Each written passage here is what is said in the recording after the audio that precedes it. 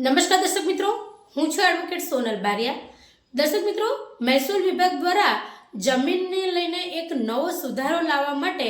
જે તે જનતા છે તેમની પાસેથી સૂચનો મંગાવવામાં આવ્યા છે અને એ જે નવો સુધારો છે શું છે તો જે ખેતીની જમીન છે એ 10 ગુંઠાથી ઓછી ન હોવી જોઈએ, પરંતુ 10 ગુંઠા જેટલી જો ખેતીની જમીન હોય તો તેને કાયદેસરના વ્યવહારની અંદર લઈ શકાય અને એને પણ કરી શકાશે તેવો નિર્ણય લેવા માટે જે નવો સુધારો લાવવામાં આવે છે એના સૌથી પહેલાં સૂચનો મંગાવવામાં આવે છે કે આપણે જનતા તરીકે શું કહેવા માંગીએ છીએ, શું એની અંદર ફેરફાર કરવો જોઈએ, નવા કાયદા લાવવા જોઈએ। તો એ રીતના જે સૂચનો છે એ દરેક જનતાને મંગાવવામાં આવ્યા છે, પરંતુ સાથે એ પણ કહ્યું છે કે જે 10 ગુંઠા છે 10 ગુંઠાથી નીચેની જો જમીન હશે તો એને કાયદેસર રીતે જે કાર્યવાહી છે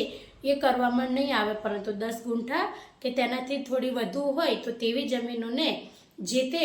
એની જે પ્રક્રિયા છે એ કરી શકાશે તેની અંદર। દર્શક મિત્રો, આ જે નવો સુધારો લાવવાનો છે એનું મુખ્ય કારણ શું છે તો જે શહેરી વિસ્તારો છે તેની અંદર નેર નીકળે છે કે પછી હાઈવે નીકળે છે કે પછી કોઈ પણ પ્રકારની તેની અંદર રેલવે નીકળે છે, તો આવી બધે જે પણ નવા ડેવલપમેન્ટ છે તેના આધારે જે શહેરની જે ખેતીની જમીનો છે તેના જે ટુકડાઓ થઈ જાય છે કે જે જમીન છે તેનું જે ક્ષેત્રફળ છે તે ઓછું થઈ જાય છે, તો એવી જમીનોને પછી જે ટુકડાધારાનો ભંગ લાગુ પડતો હોય છે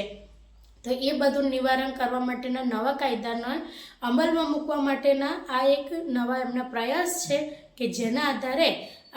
લોકોનું શું કહેવું છે એ માટે પણ તેમના મંતવ્યોના આધારે આની અંદર ફેરફાર કરવામાં આવશે। એટલે આ કાયદો લાગુ નથી થયો, આ લાગુ કરવાનો છે તે માટેની આ તૈયારીઓ છે અને એના ભાગરૂપે જ એવું કહેવામાં આવ્યું છે કે 10 ગુંઠા જેટલી જે જમીન હોય કે 10 ગુંઠાથી વધુ તેને કાયદેસર રીતે એની અંદર